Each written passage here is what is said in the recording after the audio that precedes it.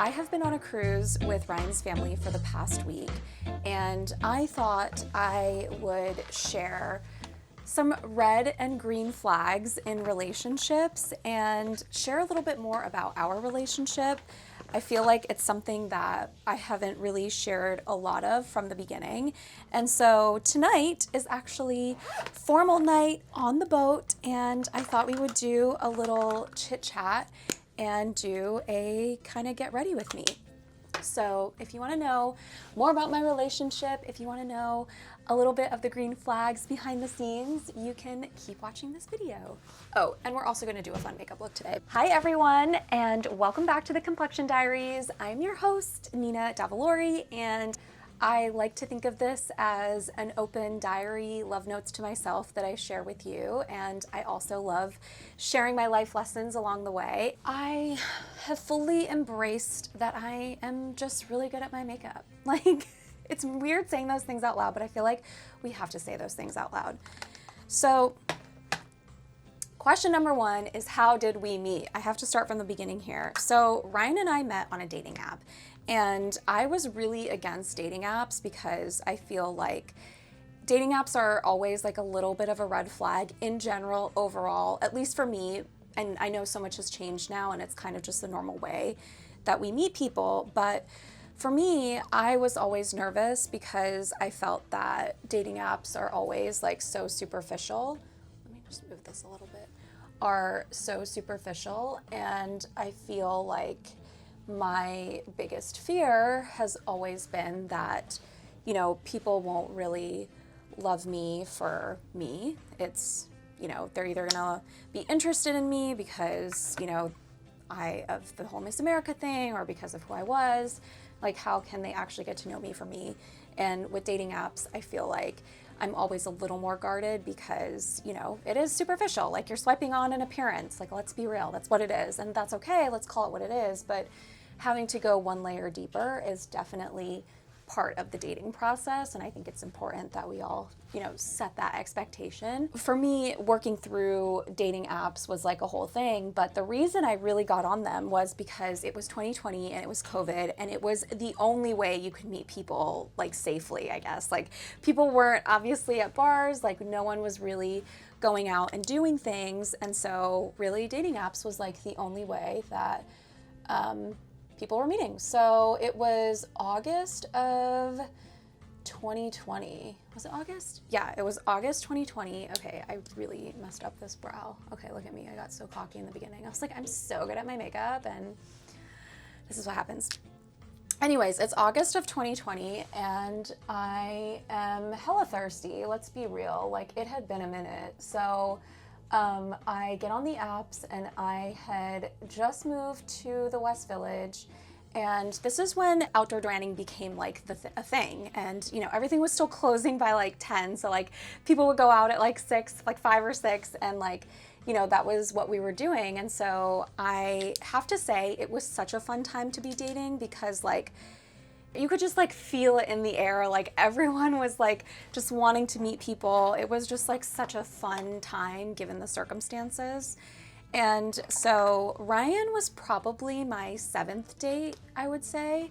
The other thing too, like in a unique situation, like I feel like a good filter for like just kind of an overall person, like knowing how they behave, was like their COVID precautions, safety measures, which is like a very weird filter. But like, you know, I was pretty vigilant during COVID, especially with my sister being a physician and working on the COVID floor. So, you know, that was kind of like one base layer of filter of like, hey, how do you handle like life crises or things like that? There's no right and wrong, everyone to each their own, you know, whatever. I was just a little more conservative. And so, you know, there was a filter. But what was interesting about Ryan is that in his dating profile, it said that I have taken 100+ hours of cooking classes, and I will cook for you. And for all of you who know me and have followed me for a little while, like, you know I love cooking. Like, Sous Chef Nina has been around since middle school. Like, this is just like cooking, hosting, like fusion, recipe testing, like that is one of my favorite things. And so that was honestly what caught my attention, was his profile. And that was like also another green flag, I would say, is especially with dating apps, is do they have something in common with you beyond just the attraction? I'm gonna be honest with you guys. Like, I just thought he was really hot. Like, I think my boyfriend is hot, which is also weird to say. But like going into that layer deeper, however much you can, on a superficial kind of dating app, that really caught my attention. And I was like, oh, okay, like this is actually something we genuinely have in common. And I was also like, if you have taken 100 plus hours of cooking classes, like you are really into this and you're gonna cook for me, like yes, absolutely. We will cook together, we will do all the things. And you've seen some of the videos now probably. But I would say the next green flag is after you swipe and you guys match, you know, there's gotta be that mutual matching. That's when the conversation starts, right? Like this is like the texting, which like I have terrible text game. And it was actually Ryan who sent the first message, and he was actually really fun in the message that he sent. He said, you know, let's play 2 truths and a lie. And he had given me 2 truths, and like one was like a Harry Potter reference. The other was something about travel. I need to like look up exactly what it was, but just even in the, honestly, it was the Harry Potter reference that did it for me. I was like, yes, this is a green flag. Like, I don't know you, but we have cooking in common. You know, I know a lot of people love Harry Potter, but like your fact was pretty specific. And so I feel like, you know, at the very least, we're gonna have like decent things to talk about on our date should we meet in person. Also, I don't text like for longer than 2 days, like max 2 days before like meeting with someone. Like, I'm sorry, I'm busy. I don't have time to like sit here on my phone waiting for you to text and like thinking of something clever. Like, let's just meet. Energy is always different in person. Plus, like, I don't know if like you have your friend texting you and then we meet in person, or your friend texting for you and then we meet in person and it's like clearly not the same person. So I'm just like very quick to, all right, let's just do the thing and meet. And so we did end up meeting. Another green flag is they picked the place near you. I live in West Village. I'm not about to go out to the Upper East Side. Not that I used to live on the Upper East Side and I loved it there. But like, I'm not about to go out of my neighborhood to meet someone who, frankly, I don't know if is worth my time yet. Like, if you're interested, you're gonna come to me. Like, my time is valuable again. And so if you're gonna make the effort to come to me and actually plan the date, then I will make the effort to come on this date with you. I know how that sounds, but also like, I feel like that's kind of an unwritten rule in speaking with my girlfriends. Like, typically the guy does come to your area in New York. Luckily, Ryan and I were both in West Village, and he ended up picking a place that I had already loved. We went to Bar Pisolino for our first date. Highly recommend it. It's just a really cute, like, martini drinks, like Italian cafe. It's a cafe in the morning, and it turns into like a bar at nighttime, which is just like it's like the perfect first date spot. So I was like, okay, you know what you're doing. Like, I like this. So the hard thing about Bar Pisolino is that they don't take reservations, and he was so good about saying, hey, I'm gonna get there early, so since you live nearby, I will text you once they have a table open so you don't have to wait. And I was like, okay, like, this is actually perfect. Like, I'm not gonna stand around waiting for like a half hour to an hour for a table sometimes, depending on it, because sometimes that happens. So he's like, I'll just tell you when to leave. And I was like, great, I live 5 minutes away, so just give me a heads up. So I really liked that about him. He was very considerate. And then comes the actual date time, okay? So like, I have a hard rule about New York dating. Like, for me, my rule in terms of going a layer deeper, y'all know I love that. Also check out my podcast. It's called One Layer Deeper, where I go like just deeper about everything, because I love talking about stuff like this. And so anyways, so my hard rule is, if we have to talk about where you went to school or what you do for work, those are red flags for me. If we're only talking about like what you do and kind of your education, I feel like, yes, those are important things. I'm not saying that they're not important, but like, to me, that's not getting to know you as a person. I want to get to know you as a human being, not like just like career aspirations and education, which I'm not saying are not important, but like I feel like so many people always lead with that, and that's not really like what makes us who we are. Like there are parts of us for sure, but like I'm trying to get to know like who you are. And so that has always been kind of one of my litmus tests. And off the bat, Ryan passes with flying colors. Do you need to get ready? Yeah. Okay. Close quarters here, so I had to get dressed and get situated, and Ryan left. But yeah, Ryan passed with flying colors. And one of the first things that was a green flag for me specifically that we talked about was like our families and how close we are to our families. And I'm really close with my family and my sister and my mom and brother-in-law, and like, you know, family is everything for me, especially since, you know, my father passed away 6 years ago, and I unfortunately have had to learn the hard way that family isn't always forever. It is in a different way. I feel like once your loved ones pass, you find a new relationship with them, but that is a whole separate conversation, so I'm not going to go into that right now. But, you know, family is just one of those core things that are really important to me. And he had also had very similar sentiments about his family. And I chose like the worst time to try and do my eyeliner here. Might be the best idea or the worst idea. Let's see. Okay, not bad. It's pretty good, you guys. Like, I'm proud of myself here. But one of the things that I remember he said that I thought was actually really funny was he also said, you know, I have two sisters, so I come very well trained. And, you know, it is true. Like, there are so many things that... Let's speed this up because we need to. I always start my liner from the outer corner and then I work my way in, and that's going to give you that perfect wing.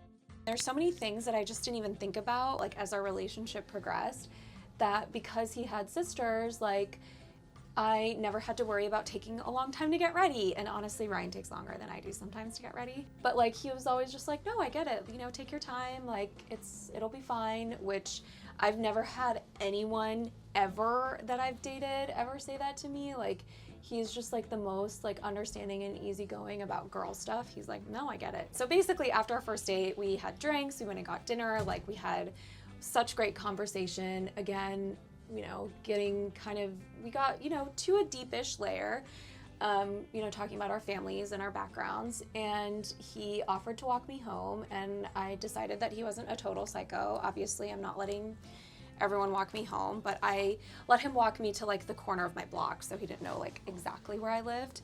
And then he kissed me, and it was magical.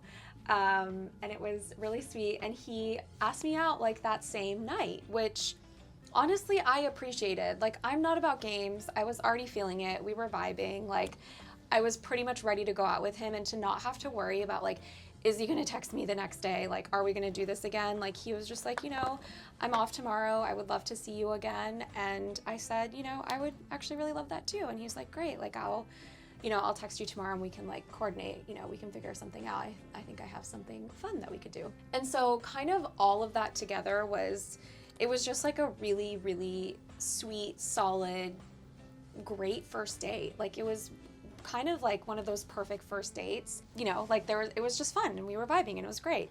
And I think like going into our second date, he had planned it again and he had offered to come to my house and pick me up.